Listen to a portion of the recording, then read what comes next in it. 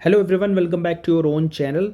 दोस्तों, video start करने से पहले मैं बता दूं कि यथार्थ में मेरा पर्सनल पोजीशन है 428 के प्राइस लेवल पर। ये डिस्क्लोजर देना इसलिए ज़रूरी है because this video is not any kind of by और सेल रिकमेंडेशन। Q2 के रिजल्ट को मैं अनबायस्ड होकर के डिस्कस करने की पूरी कोशिश करूंगा।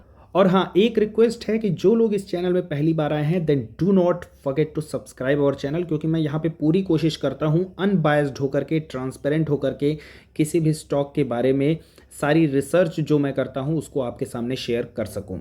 Now coming to the result, सारी वैल्यूज़ यहाँ पे मिलियंस में दी हुई हैं तो इनको मैं करोड़ में ट्रांसलेट करके बात करूँगा। रेवेन्यू की बात करें, इस क्वार्टर में 217 करोड़ रुपए के रेवेन्यू है। पिछले साल के सेम क्वार्टर की बात किया जाए तो 171 करोड़ रुपए का रेवेन्यू था, और पिछले क्वार्टर की बात करें तो 211 करोड़ रुपए का रेवेन्यू था। तो रेवेन्यू फ्रंट पे यथार्थ ने बहुत ही बेहतरीन नंबर यहाँ पे दिखाए हैं। YoY बेसिस पर 27% की ग्रोथ और क्वार्टर ऑन क्वार्टर बेसिस पर 3% की ग्रोथ है। अब आगे चलते हैं, एबिट्टा की बात करें, 54 करोड़ का एबिट्टा है। पिछले साल के सेम क्वार्टर में 45 करोड़ का एबिट्टा था, और पिछले क्वार्टर की बात करें तो 53 करोड़ रुपए का एबिट्टा था। तो दोनों ही फ्रंट में YoY बेसिस में एबिट्टा में 20% की ग्रोथ और क्वार्टर ऑन क्वार्टर बेसिस पर 2% की ग्रोथ है। तो रेवेन्यू टिक है, एबिट्टा भी टिक है, दोनों नंबर काफ़ी अच्छे हैं। एबिट्टा मार्जिन की बात करें तो ये भी आपको बढ़िया देखने को मिलेंगे, 25% के मार्जिन है इस क्वार्टर में। पिछले साल के सेम क्वार्टर में 26% के मार्जिन थे, तो एबिट्टा थोड़े से यहाँ पे डिक्लाइन हुए हैं। और क्वार्टर ऑन क्वार्टर बेसिस पर भी अगर आप देखेंगे तो 25 BPS यानी बेसिस पॉइंट से जो है तो एबिट्टा मार्जिन डिक्लाइन हुए हैं, लेकिन उतना बहुत मेजर यहाँ पे डिक्लाइन नहीं है।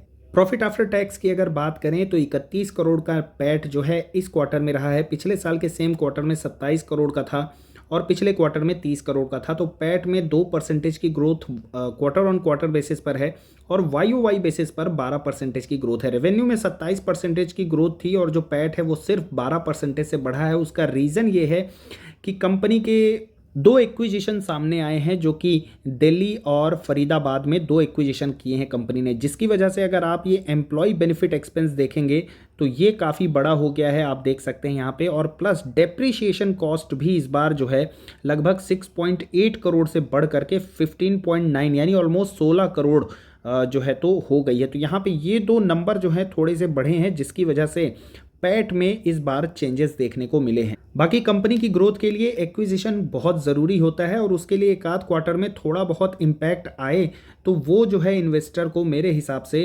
उस इम्पैक्ट को जो है तो हजम कर लेना चाहिए। बाय द वे, मेरे हिसाब से एज एन इन्वेस्टर ये नंबर काफ़ी फैंटेस्टिक हैं। कंपनी ने इस बार दो एक्विजिशन करके अपनी बेड कैपेसिटी को भी इम्प्रूव किया है। तो यहाँ पे आप देख सकते हैं इनकी बेड कैपेसिटी जो है अब लगभग 2300 बेड प्लस हो चुकी है। दिल्ली और फरीदाबाद में इन्होंने बैक टू बैक अभी जो है रिसेंटली एक्विजिशन किए हैं।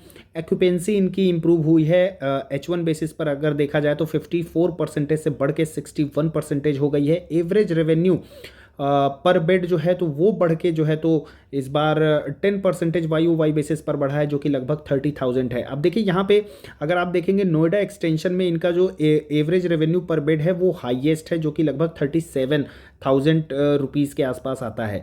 और इन्होंने जो एक और एक्विजिशन किया है वो दिल्ली में किया है, तो यहाँ से इनका जो है एवरेज रेवेन्यू पर बेड जो है वो आगे आने वाले टाइम पर और बढ़ने वाला है, और उससे अच्छा रेवेन्यू जो है ये हॉस्पिटल जनरेट करेगी। ओवरऑल देखा जाए तो कंपनी के नंबर मुझे काफ़ी अच्छे लगे हैं, बट डाटा ऑन पेपर जो है वो थोड़े से मिक्स हैं। तो let's see how the market reacts tomorrow. If you like our video then do not forget to like and subscribe our channel. Thanks for watching the video.